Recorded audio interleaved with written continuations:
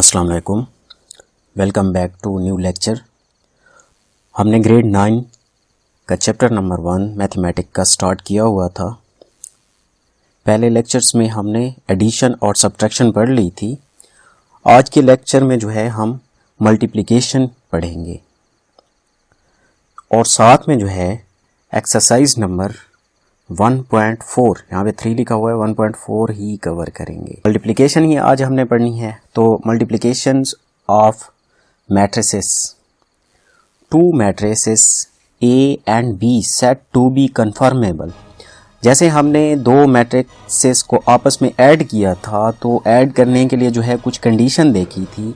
तो यहाँ पे मल्टीप्लिकेशन में भी कुछ कंडीशन ही देखेंगे कि कौन से मैट्रिक्स आपस में ऐड हो सकते हैं और कौन से मैट्रिक्स आपस में ऐड नहीं हो सकते। तो यहाँ पे कहता है कि अगर हमारे पास दो मैट्रिक्स हों A और B, जब हम उनको आपस में मल्टीप्लाई करें तो क्या कंडीशन होनी चाहिए, कब वो आपस में कन्फर्मेबल होंगे।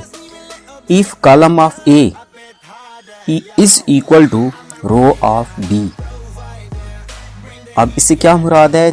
A से मुराद ये कि जो हम पहले मैट्रिक्स लेंगे उसकी जो है क्या होने चाहिए, हमारे पास कॉलम, दूसरे नंबर के ऊपर जो मैट्रिक्स लेंगे उसके रो के आपस में बराबर होने चाहिए, तब जाके ये आपस में मल्टीप्लाई होंगे, अदरवाइज ये आपस में मल्टीप्लाई नहीं हो सकेंगे। सपोज करते हैं हमारे पास एक A मैट्रिक्स है जिसके जो है ऑर्डर है 3/2। अब ऑर्डर इसका क्या है 3/4, सॉरी इसका ऑर्डर क्या है हमारे पास 3/4। और दूसरा मैट्रिक्स है हमारे पास B 4/2 मैट्रिक्स। क्या ये आपस में मल्टीप्लाई हो सकते हैं कि नहीं? ऑर्डर से मुराद ये होता है 3 जो है हमारे पास नंबर ऑफ रोज है और 4 हमारे पास क्या है कॉलम। यहाँ पे नंबर ऑफ रोज, यहाँ पे क्या है कॉलम। तो ऊपर जो कंडीशन हमने पढ़ी है कन्फर्मेबल के लिए कि जो पहले मैट्रिक्स होगा उसके जो है कॉलम, तो इसके कॉलम कितने हो गए 4 और इसके कितने होने चाहिए रो। अब रो इसकी कितनी है 4, तो ये आपस में सेम है, इस वजह से ये आपस में मल्टीप्लाई हो सकते हैं। इसके जो है कॉलम और इसकी जो है रो आपस में सेम होंगी नंबर्स, तब जाके ये आपस में मल्टीप्लाई हो सकते हैं। सपोज करते हैं A मैट्रिक्स है हमारे पास और दूसरा है हमारे पास B मैट्रिक्स। इन दोनों को देखते हैं क्या ये आया कि आपस में मल्टीप्लाई हो सकते हैं कि नहीं मल्टीप्लाई हो सकते। तो सबसे पहले हमने कन्फर्मेबल देखना है। उसके लिए पहला जो मैट्रिक्स है इसके जो है हमारे पास कॉलम इसका 1 2 3 और 4 और इसकी रो 1 2 3 4। तो ये आपस में नंबर ऑफ कॉलम और नंबर ऑफ रोज आपस में सेम है, तो A मल्टीप्लाई B हो सकता है। अब हमारे पास जो है एग्जाम्पल ले लेते हैं। एक एग्जाम्पल है हमारे पास, एग्जाम्पल नंबर 9। एग्जाम्पल नंबर 9 को जो है सॉल्व कर लेते हैं। ये आपके पेज नंबर 22 के ऊपर पड़ी हुई है। ये कहता है इफ़ A मैट्रिक्स है आपके पास और B मैट्रिक्स है, तो बताएं is it possible to find both A and B and B and A B से मुराद A मल्टीप्लाई B और B A से मुराद B multiply A।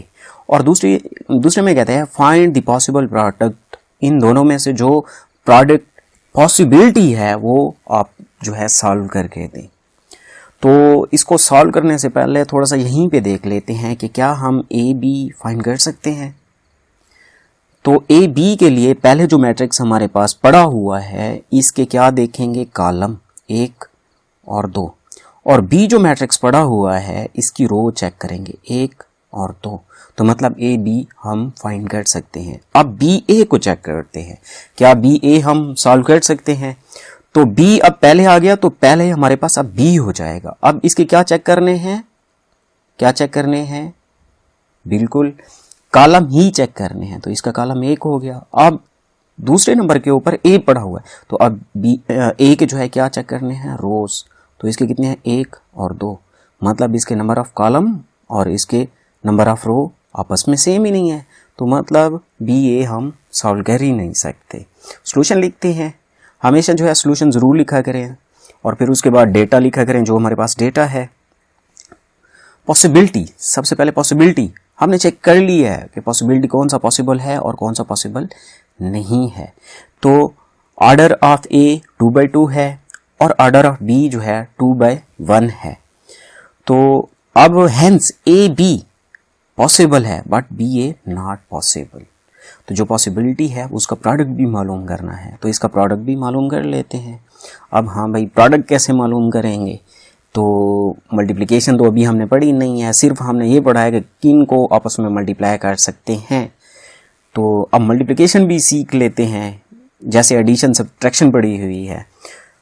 A B, अब ए बी मालूम करते हैं, तो ये A B is equal to, ये नहीं है, ये जो है ए की जगह हमने अभी एक मैट्रिक्स लिखा है और फिर नेक्स्ट मल्टीप्लाई और बी की जगह बी मैट्रिक्स लिख लिया है। अब इनको मल्टीप्लाई कैसे करेंगे? बहुत ही आसान इसका जो है एक रूल है, आपने इसको याद कर लेना है। मल्टीप्लाई कैसे करेंगे? इसकी रो उठाएंगे और इसका कॉलम उठाएंगे, आपस में मल्टीप्लाई करते जाना है। अब कैसे? जैसे हम एडिशन में क्रॉसपोंडिंग एंट्रीज को आपस में ऐड सब्ट्रैक्ट करते थे एडिशन सब्ट्रैक्शन में, यहाँ पे मल्टीप्लिकेशन में जो है ना रूल हमारा थोड़ा सा चेंज हो जाता है। क्या करना है? इसकी रो उठानी है और इसका कॉलम। अब देखते हैं कैसे मल्टीप्लाई करेंगे। सबसे पहले इसका जो है 2 जो पड़ा हुआ है पहला और इस कॉलम का जो पहली एंट्री पड़ी हुई है 3, इनको आपस में मल्टीप्लाई कर देना। कितना हो जाएगा? 2 × 3 इज इक्वल टू 6 हो जाएगा। चलो फिलहाल लिख लेते हैं 2 × 3। अब नेक्स्ट जो है ये 3 × 5 कहाँ से आया? अब इसका पहला उठाया था और इसका पहला उठाया था। अब इसका नेक्स्ट उठाएंगे तो इस कॉलम का भी नेक्स्ट, मैंने क्या है कि इसकी रो उठानी है और इसका कॉलम उठाना है, इनको आपस में मल्टीप्लाई करना है। अब इसकी पहली एंट्री को इसकी पहली एंट्री के साथ मल्टीप्लाई कर देते हैं, नेक्स्ट इसकी दूसरी एंट्री को इस कॉलम के दूसरे एंट्री के साथ मल्टीप्लाई कर देते हैं और इन दोनों के रिजल्ट को आपस में ऐड कर लेते हैं। ये प्लस इस वजह से लगा हुआ है, आपस में ऐड कर लेते हैं। अब पहली रो को पहले कॉलम के साथ मल्टीप्लाई कर दिया। अब यहाँ पे अगर हमारे पास दूसरा कॉलम होता इसका, तो इसी पहली रो को उठा के दूसरे कॉलम के साथ भी मल्टीप्लाई कर देते, लेकिन है नहीं। तो अब जो है हमने चले जाना है इसकी नेक्स्ट रो के ऊपर। तो यहाँ पे दूसरी रो है हमारे पास 1 × 3 + 4 × 5। तो ये अब लिखेंगे कैसे? अब जैसे ही इसकी पहली रो उठाएंगे तो यहाँ पे लिख देंगे पहली रो में।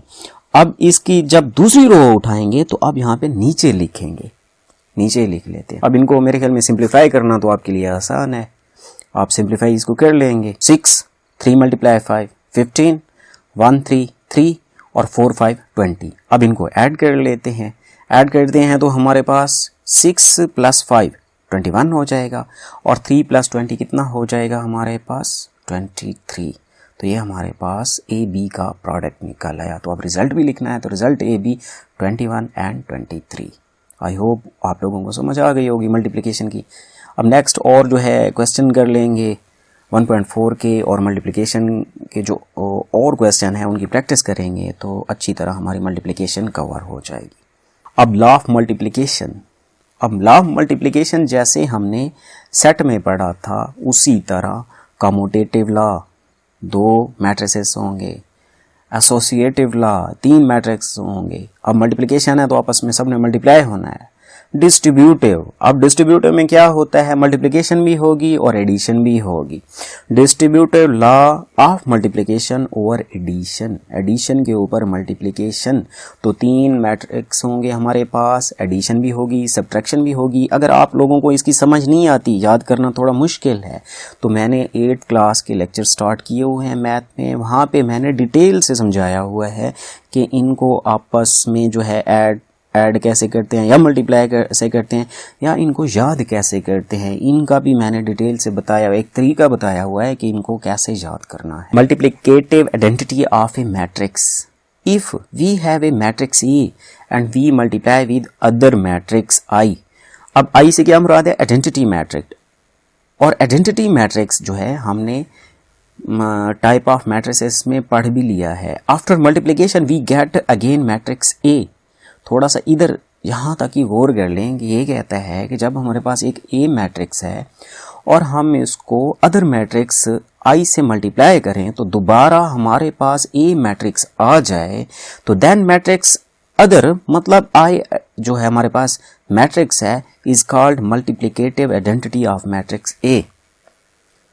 अगर समझ नहीं आई तो दोबारा से मैं जो है इसको क्लियर कर लेता हूँ कि इसमें ये कहता है कि जब हमारे पास कोई मैट्रिक्स है और उसको हम दूसरे मैट्रिक्स के साथ मल्टीप्लाई कर दें तो दोबारा हमारे पास वही मैट्रिक्स गिवन मैट्रिक्स आ जाए, तो जिस मैट्रिक्स को हमने मल्टीप्लाई किया है उस मैट्रिक्स को कहेंगे identity matrix of given matrix. इसकी जो है थोड़ी सी एक एग्जांपल वगैरह देख लेते हैं। सपोज करते हैं हमारे पास ए मैट्रिक्स है और दूसरा हमारे पास आई मैट्रिक्स है। अब यहाँ पे वो कन्फर्मेबल वाली प्रॉपर्टीज़ भी जो है थोड़ा सा पढ़ लेते हैं कि क्या हम ए आई और आई ए कर सकते हैं। क्या हम ए आई इज इक्वल टू ए आएगा और आई ए इज इक्वल टू ए आएगा। तो ये मल्टीप्लाई करने से पहले हम ये चेक करते हैं कि क्या ए आई पॉसिबिलिटी है, मतलब ए आई जो है मल्टीप्लाई कर सकते हैं। अब ए पहले पड़ा हुआ है तो इसके क्या चेक करेंगे, कॉलम, नंबर ऑफ कॉलम 1 2 और 3, और इसकी नंबर ऑफ रो 2 रो। तो इसके नंबर ऑफ कॉलम और इसके नंबर ऑफ रो आपस में सेम ही नहीं है, तो मतलब हम इसको सॉल्व कर ही नहीं सकते, क्योंकि हम पहले के कॉलम चेक करते होते हैं और दूसरे के क्या चेक करते हैं, रो, और ये आपस में सेम होने चाहिए, बराबर होने चाहिए। सेम से मुराद बराबर, इज इक्वल टू होने चाहिए। अब मतलब इसको तो सॉल्व कर ही नहीं सकते। अब दूसरे को चेक करते हैं कि क्या आई मल्टीप्लाई ए कर सकते हैं, आई। अब आई पहले आ गया आइडेंटिटी मैट्रिक्स, तो हमने अब इसके क्या चेक करने हैं, कॉलम 1 और 2, और ए जो है ए के क्या चेक करने हैं हमने, रो 1 और 2। ये पॉसिबिलिटी है, मतलब इनको मल्टीप्लाई हम कर सकते हैं। तो चलो जो है इसी को मल्टीप्लाई कर लेते हैं। एक तो हमारी मल्टीप्लिकेशन की प्रैक्टिस हो जाएगी और चेक करते हैं क्या दोबारा हमारे पास ए मैट्रिक्स आता है। अब आई ए, आई की जगह आई मैट्रिक्स और ए की जगह ए मैट्रिक्स इज इक्वल टू, अब करना क्या है, इसकी रो उठानी है और इसके क्या उठाने हैं, कॉलम। मैंने जो है ए की रो और ए की कॉलम को इंडिकेट कर दिया है। इससे मुराद ये नहीं है कि सिर्फ ए की को उठाना है, इसको उठा के इसके साथ मल्टीप्लाई कर देंगे, इसके साथ मल्टीप्लाई कर देंगे, इसके साथ मल्टीप्लाई कर देंगे। ये पहली रो का हो गया। अब नेक्स्ट रो जब उठाएंगे तो नेक्स्ट रो को जब उठाएंगे, अब नेक्स्ट रो नीचे है तो नीचे लिखेंगे रिजल्ट हम, पहले कॉलम के साथ, दूसरे कॉलम के साथ, तीसरे कॉलम के साथ मल्टीप्लाई कर लेते हैं। तो चलो आप मल्टीप्लाई करते हैं इसको, इज इक्वल टू, अब 1 मल्टीप्लाई 1 इज इक्वल टू क्या हो जाएगा, 1 प्लस, अब नेक्स्ट इसका 0 और 4 आपस में मल्टीप्लाई होंगे, 1 मल्टीप्लाई 1 प्लस, अब 0 मल्टीप्लाई क्या हो जाएगा, 4, 0 मल्टीप्लाई 4 हो गया। अब जो है हमने पहली रो को पहले कॉलम के साथ मल्टीप्लाई कर दिया। अब ऐसा करते हैं, इसी रो को सब कॉलम के साथ पहले मल्टीप्लाई कर देते हैं। अब दूसरा कॉलम उठाएंगे तो अब इनको लिखेंगे कैसे, दूसरे कॉलम के ऊपर इधर लिखेंगे नेक्स्ट। तो 1 को 2 के साथ मल्टीप्लाई कर देते हैं और इसी तरह 0 को 5 के साथ मल्टीप्लाई कर देते हैं और आगे वाली जगह के ऊपर एंट्रीज के वाली प्लेस के ऊपर लिख देते हैं। अब इस पहली रो को अब थर्ड कॉलम के साथ मल्टीप्लाई करेंगे तो यहाँ पे लिखेंगे 1 को 3 के साथ और 0 को 6 के साथ मल्टीप्लाई कर देंगे और इनके प्रोडक्ट को आपस में ऐड भी करना है। अब इसी तरह दूसरी रो जब उठाएंगे तो पहले दूसरे और तीसरे के साथ इसी तरह ही मल्टीप्लाई कर देंगे। अब आगे जो है सिर्फ मल्टीप्लिकेशन है, आगे कुछ भी नहीं है इसमें, आगे जो है आप खुद ही सॉल्व कर सकते हैं, कोई इशू नहीं है, क्योंकि यहाँ पे ऐड करना है, मल्टीप्लाई ही करना है। अब इनको जो है 1 और 1 क्या हो गया, 1, 0 4 क्या हो गया, 0। अब जो है नेक्स्ट हमारे पास 1 2 2 हो जाएगा, 0 5 क्या हो जाएगा, 0 हो जाएगा। इसी तरह ये सारी एंट्रीज आ जाएंगी। अब इनको जो है ऐड कर लेते हैं, ऐड करते हैं तो हमारे पास ये मैट्रिक्स आ गया। अब इसको थोड़ा सा गौर से देखें, क्या ये हमारे पास ए के बराबर है, बिल्कुल 1 2 3 4 5 6, 1 2 3 4 5 6, तो मतलब हमारे पास दोबारा ए मैट्रिक्स आ गया। तो हेंस क्या हुआ, क्या प्रूव कर लिया हमने, पढ़ क्या कर रहे थे, आइडेंटिटी मैट्रिक्स। तो ये हमारे पास आइडेंटिटी मैट्रिक्स हो जाएगा ये वाला। क्या यही होगा आइडेंटिटी मैट्रिक्स, थोड़ा सा दोबारा इसको पढ़ ले। नहीं, ये हमारे पास आइडेंटिटी मैट्रिक्स नहीं है, हमारे पास आइडेंटिटी मैट्रिक्स क्या हो जाएगा, ये वाला। किसका आइडेंटिटी मैट्रिक्स, ए का, क्योंकि हमने ऊपर डेफिनेशन में पढ़ा है कि जब किसी मैट्रिक्स को किसी और मैट्रिक्स के साथ मल्टीप्लाई कर दें और दोबारा हमारे पास वही वाला मैट्रिक्स आ जाए तो ये वाला जो मैट्रिक्स होगा identity matrix of given matrix. Next चलते हैं ट्रांसपोज ऑफ मैट्रिक्स। अब ये आपके बुक नंबर 27 के ऊपर पढ़ा हुआ है ट्रांसपोज ऑफ मैट्रिक्स। तो ये ट्रांसपोज ऑफ मैट्रिक्स हमने पहले से पढ़ा हुआ है, कौन से लेक्चर में पढ़ा है? लेक्चर नंबर 3 में। लेक्चर नंबर 3 में हमने ट्रांसपोज ऑफ मैट्रिक्स कवर किया हुआ है टाइप ऑफ मैट्रिक्स में। अब जो है ऐसा करते हैं, एक्सरसाइज 1.4 को जो है कवर कर लेते हैं। तो इसका पहला क्वेश्चन है, show that which are matrix are conformable for multiplication. बताएं कि कौन से जो है इनमें आपस में मल्टीप्लाई हो सकते हैं। तो कौन से हो सकते हैं? मेरे ख्याल में तो ये बड़ा मुश्किल क्वेश्चन आ गया। जी, हमने जो है क्या देखना है, जब हम ए बी करेंगे तो ए के कॉलम चेक करेंगे और बी के रो चेक करेंगे, तो ए बी पॉसिबिलिटी है। इसी तरह ए को सी के साथ चेक करेंगे, ए को डी के साथ चेक करेंगे, फिर बी को सी के साथ चेक करेंगे, बी को डी के साथ चेक करेंगे, फिर सी को डी के साथ चेक करेंगे, सी को डी के साथ चेक करने के बाद हम रिवर्स भी कर सकते हैं कि डी को सी के साथ, डी को बी के साथ, डी को ए के साथ। इसी तरह हमने चेक करना है, लेकिन पहले जो आएगा उसका कॉलम चेक करना है और नेक्स्ट का क्या चेक करना है? रो। नेक्स्ट क्वेश्चन नंबर 2 है हमारे पास।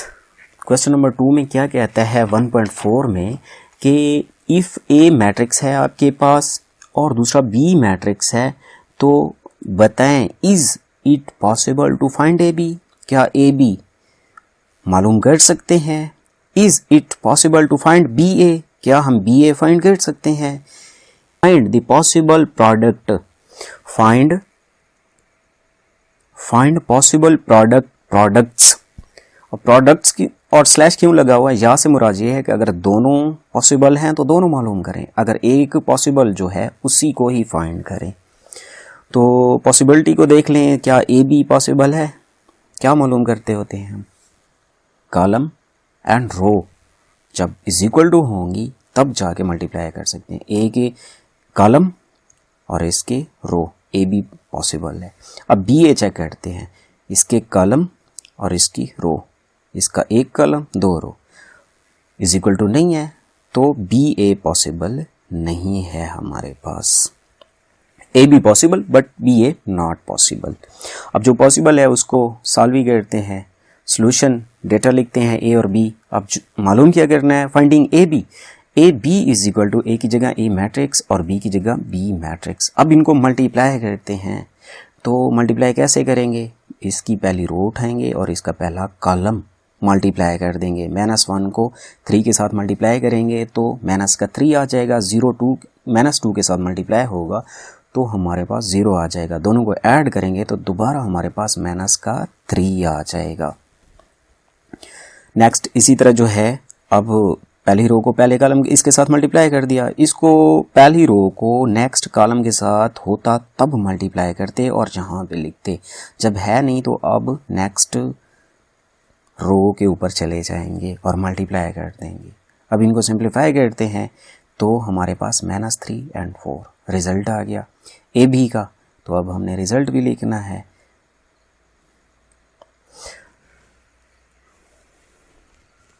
Question number 3 to 7। अब question number 3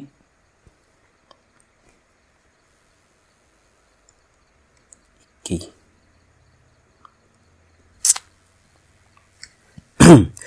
question number 3 to 7। अब क्वेश्चन नंबर 3 में कहता है ए मैट्रिक्स है, बी मैट्रिक्स है, सी मैट्रिक्स है और डी मैट्रिक्स है और सब के सब जो है कौन से हैं? 2x2 स्क्वायर मैट्रिक्स हैं। मालूम क्या करना है? A B and C D.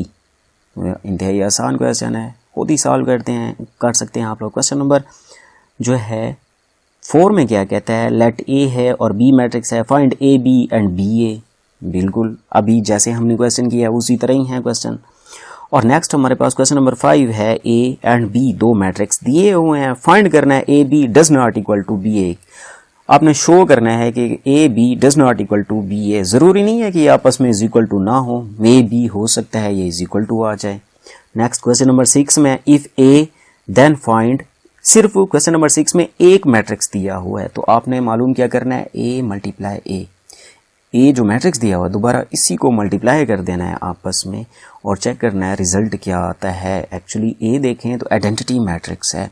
जब आइडेंटिटी मैट्रिक्स दोबारा खुद अपने आइडेंटिटी मैट्रिक्स के साथ मल्टीप्लाई होगा तो इसका रिजल्ट दोबारा यही ए ही आ जाएगा। क्वेश्चन नंबर 7 में कहता है इफ़ ए मैट्रिक्स है और बी मैट्रिक्स है मालूम करें आप A B is equal to B A. तो क्वेश्चन नंबर 3 to 7 जो है आप लोगों ने खुद ही इसकी प्रैक्टिस कर लेनी है। अगर कोई इशू हो तो कमेंट्स करें, मैं सॉल्व कर दूंगा क्वेश्चन नंबर 3 to 7 में जो भी आपको मुश्किल नज़र आ रहा है। क्वेश्चन नंबर 8 देखते हैं। यहाँ पे हमारे पास 3 मैट्रिसेस दिए हुए हैं। ये कहता है ए बी सी फाइंड करें और क्या ये दोनों आपस में इज इक्वल टू हैं और ये बताएं कि ये वाला जो लॉ है यहाँ पे कौन सा लॉ अप्लाई किया है। अब ब्रैकेट लगी हुई हैं तो ब्रैकेट वाला जो है हम पहले ही सॉल्व करेंगे। सबसे पहले जो स्टेप होगा हम ब्रैकेट को ही सिंप्लीफाई करेंगे। सॉल्यूशन लिखते हैं, 3 मैट्रिक्स लिख लिए। फाइंडिंग, अब जो है इनको सेपरेट जो है सॉल्व करते हैं। सबसे पहले जो है इसको उठा लेते हैं ए बी सी। अब जैसे यहाँ पे लिखे हुए हैं सेम उसी तरह मैट्रिक्स लगा लेते हैं। अब यहाँ पे ब्रैकेट लगी हुई थी तो हमने क्या किया है, ब्रैकेट लगा दी है। अब नेक्स्ट हमारे पास सी मैट्रिक्स था, सेम उसी तरह ही हमने मैट्रिक्स लिख दिया है। अब यहाँ पे देखें तो ये कैसे सॉल्व होगा। यहाँ पे हमारे पास कितने क्या चेक करते होते हैं, थोड़ा सा सोचें जी। तो यहाँ पे हम चेक करते होते हैं नंबर ऑफ कॉलम, एक यहाँ पे चेक करते होते हैं नंबर ऑफ रो। तो ये कन्फर्मेबल है, मल्टीप्लाई हो सकते हैं। अब कैसे मल्टीप्लाई होंगे, इसकी रो उठाएंगे और इसके क्या उठाएंगे, कॉलम।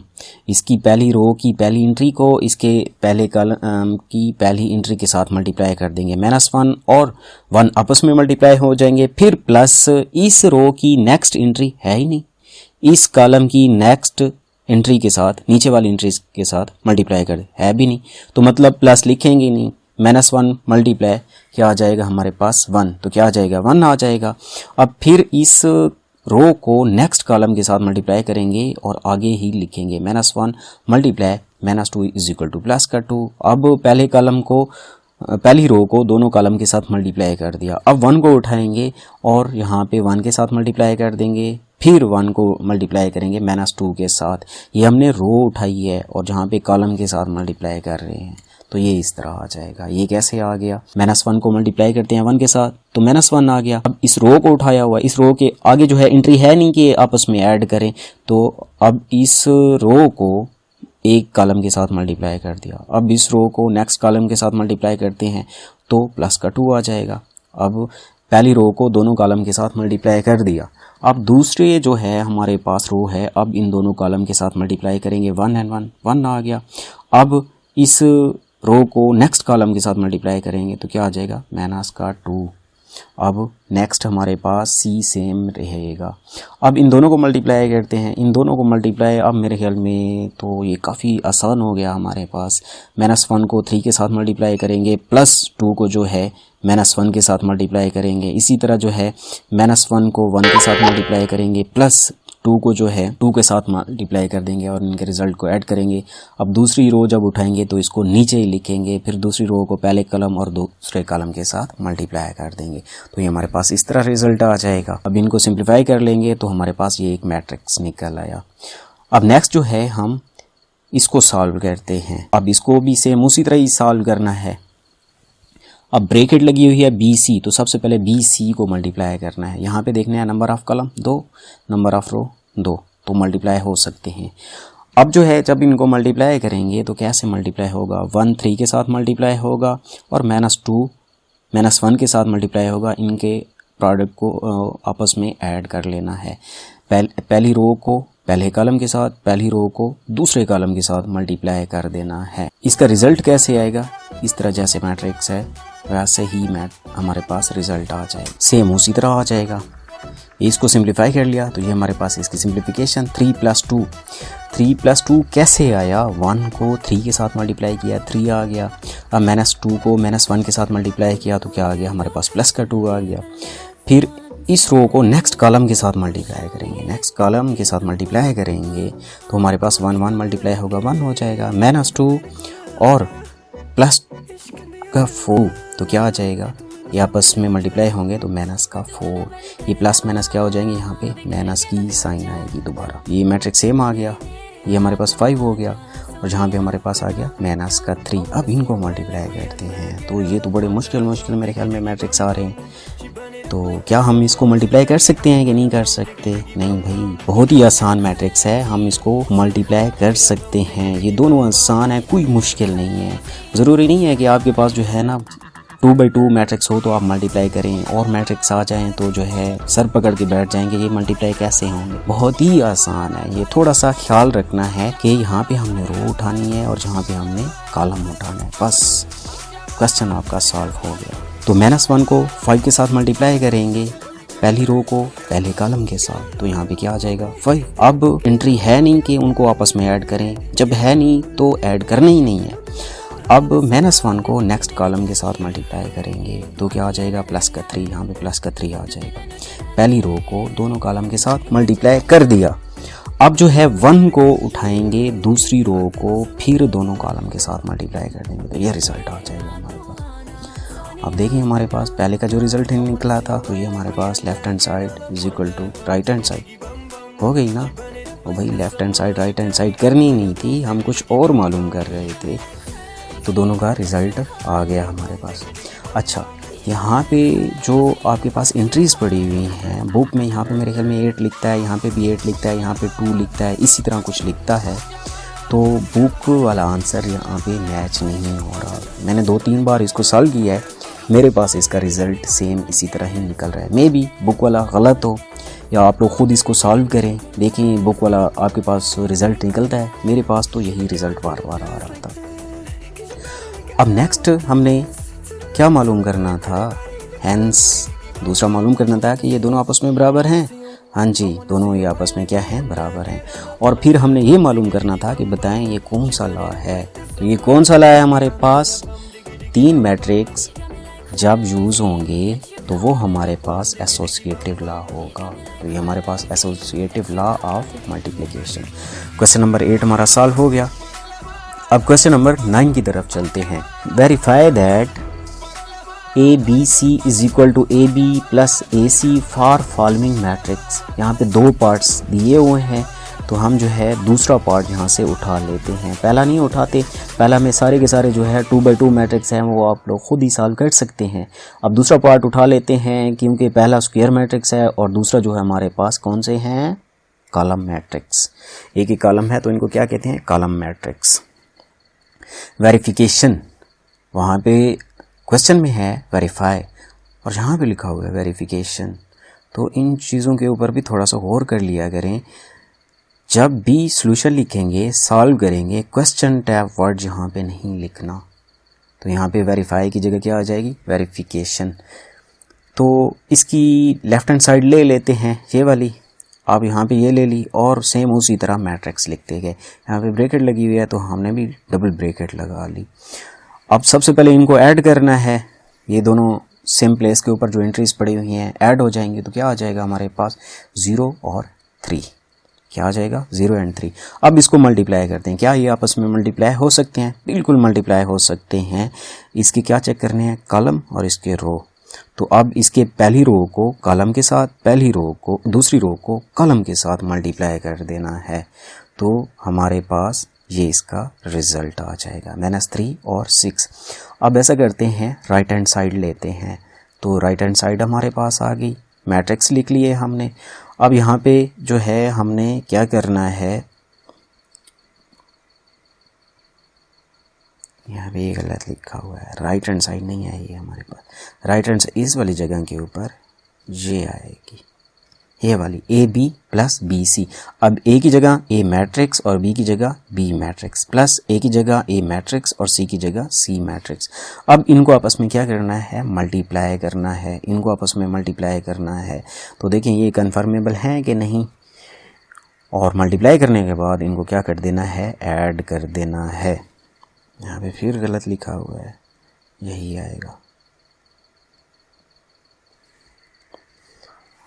इन दोनों को मल्टीप्लाई करेंगे 1 में 8 आ जाएगा, और इन दोनों को मल्टीप्लाई करेंगे -4 और 2। अब जब इनको मल्टीप्लाई करेंगे तो यहाँ पे अगर स्क्वायर मैट्रिक्स हुआ और आपके इधर कॉलम मैट्रिक्स हुआ तो रिज़ल्ट आपके पास कॉलम मैट्रिक्स में ही आएगा।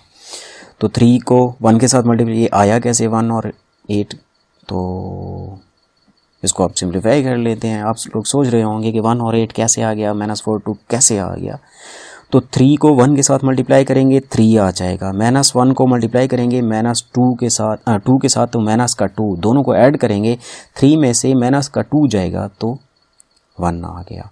इसी तरह जो है अब मल्टीप्लाई करेंगे इसको, 4 और 1 मल्टीप्लाई होगा 4 हो जाएगा, 2 और 2 मल्टीप्लाई होंगे क्या आ जाएगा हमारे पास 4 + 4 = 8। तो ये भी ऐसे ही आएगा, इनको मल्टीप्लाई करेंगे तो। अब ऐड करते हैं तो हमारे पास -3 और 6, तो दोनों का रिज़ल्ट हमारे पास सेम आ रहा है, तो hence left hand side = right hand side. ये हमारे पास रिज़ल्ट हो गया। क्वेश्चन नंबर 11 है। तो क्वेश्चन नंबर 11 में जो है ट्रांसपोज भी लेना है और जो है 2 साइडें हैं, तो ऐसा करते हैं, यहाँ पे 2 पार्ट हैं, इसको पहले सॉल्व कर लेते हैं। तो लेफ़्ट हैंड साइड ले लेते हैं, लेफ़्ट हैंड साइड ले लिया। अब यहाँ पे भी ट्रांसपोज है तो यहाँ पे भी होल ट्रांसपोज आएगा, तो दोनों तरफ क्या ले लेते हैं, ट्रांसपोज भी ले लेते हैं। सबसे पहले ब्रैकेट के अंदर वाले को सॉल्व करते हैं, इन दोनों को ऐड कर लेते हैं, चेक करते हैं, रिज़ल्ट ये आ गया हमारे पास। अब यहाँ पे ट्रांसपोज है तो यहाँ पे ट्रांसपोज भी आ जाएगा हमारे पास ऊपर। अब इसका ट्रांसपोज लेते हैं, तो ट्रांसपोज कैसे होगा, जो रो है वो कन्वर्ट हो जाएगी कॉलम में, तो ये हमारे पास एक साइड का रिज़ल्ट आ गया। अब जो है राइट हैंड साइड लेते हैं, तो राइट हैंड साइड हमारे पास A ट्रांसपोज + B ट्रांसपोज = अब A की जगह A मैट्रिक्स और B की जगह B और दोनों का ट्रांसपोज। अब यहाँ पे पहले ट्रांसपोज लेना है, तो रो कन्वर्ट हो जाएगी कॉलम में। अब इन दोनों को ऐड करते हैं तो हमारे पास ये रिज़ल्ट आ गया, दोनों का रिज़ल्ट सेम आ रहा है, तो hence left hand side = right hand side. Question number 12 है हमारे पास, होल ट्रांसपोज, B ट्रांसपोज और A ट्रांसपोज, ये दोनों को आपस में = करना है, क्या होते हैं कि नहीं होते चेक कर लेते हैं। टेकिंग लेफ्ट हैंड साइड ले ली। अब A की जगह A मैट्रिक्स, B की जगह B मैट्रिक्स, दोनों तरफ ट्रांसपोज है तो होल ट्रांसपोज ले लिया। अब सबसे पहले इनको आपस में मल्टीप्लाई करना है, मल्टीप्लाई करते हैं, ये रिज़ल्ट आ गया हमारे पास। अब ऊपर ट्रांसपोज है तो ट्रांसपोज भी फिलहाल लेते हैं, ट्रांसपोज यहाँ पे लेना नहीं है, ट्रांसपोज ऊपर ही लिखना है। अब इसको सिंप्लीफाई कर लेते हैं, इसका ट्रांसपोज ले लेते हैं, तो जो हमारे पास पहली रो है वो कन्वर्ट हो जाएगी किस में, पहले कॉलम में। अब दूसरी रो कन्वर्ट हो जाएगी दूसरे कॉलम में, तो ये हमारे पास रिज़ल्ट आ गया। अब दूसरी साइड लेते हैं राइट हैंड साइड, तो राइट हैंड साइड को B का ट्रांसपोज और A का ट्रांसपोज, तो दोनों तरफ ट्रांसपोज, ये हमारे पास B का ट्रांसपोज हो गया, ये हमारे पास A का। अब सबसे पहले इनको सिंप्लीफाई करेंगे, ये पहली रो पहले कॉलम में, दूसरी रो दूसरे कॉलम में, पहली रो पहले कॉलम में, दूसरी रो दूसरे कॉलम में, ये कन्वर्ट हो जाएंगे। अब इनको मल्टीप्लाई करते हैं तो ये हमारे पास रिजल्ट आ गया। तो दोनों साइडें लेफ्ट हैंड साइड और राइट हैंड साइड आपस में इक्वल टू हैं, तो hence proved left hand side is equal to right hand side. Question number 12 के जो है और भी पार्ट पड़े हुए हैं, जैसे दूसरा पार्ट देख लें तो इफ सी मैट्रिक्स पड़ा हुआ है, शो दैट सी का ट्रांसपोज होल का ट्रांसपोज इज इक्वल टू सी। ये हमारे पास क्वेश्चन ऐसा ही है जैसे 8th में आपने सेट वाले चैप्टर में पढ़ा था कि जब ए का कंप्लीमेंट लें और होल का कंप्लीमेंट लें तो दोबारा हमारे पास क्या आ जाए। तो ये उसी तरह ही क्वेश्चन है। तो जब ए का सी का ट्रांसपोज लेंगे, सबसे पहले तो आप सी का ट्रांसपोज लेंगे, फिर जो आपके पास वो ट्रांसपोज वाला रिजल्ट आ गया, मैं बुक की तरफ देख रहा हूँ, यहाँ पे क्वेश्चन की तरफ नहीं देख रहा, बुक की तरफ ही देख रहा हूँ। तो सी का ट्रांसपोज लेंगे, ट्रांसपोज लेने के बाद फिर दोबारा ट्रांसपोज ले लेंगे, तो चेक करेंगे क्या हमारे पास दोबारा सी आता है। बिल्कुल सी आएगा, क्योंकि जब एक बार जो कॉलम कन्वर्ट हो गया दोबारा रिवर्स हमारे पास वही क्या बन जाएगा, कॉलम बन जाएगा, तो हमारे पास दोबारा सी आ जाएगा। तो तीसरे पार्ट के 12 को भी इसी तरह सॉल्व कर लेना है आपने। ए बी होल ट्रांसपोज कहता है is equal to A transpose B transpose. तो अगर कोई मुश्किल पेश आती है आप लोगों को तो कमेंट्स बॉक्स में कमेंट्स करें, वो क्वेश्चन मैं सॉल्व कर लूँगा। तो एंड के ऊपर उसी तरह आप लोगों से रिक्वेस्ट है कि मेरे चैनल को सब्सक्राइब कर लें और बेल वाले आइकन के ऊपर क्लिक कर लें कि नए आने वाली वीडियोस हैं उनके नोटिफिकेशन आप लोगों को मिलते रहें।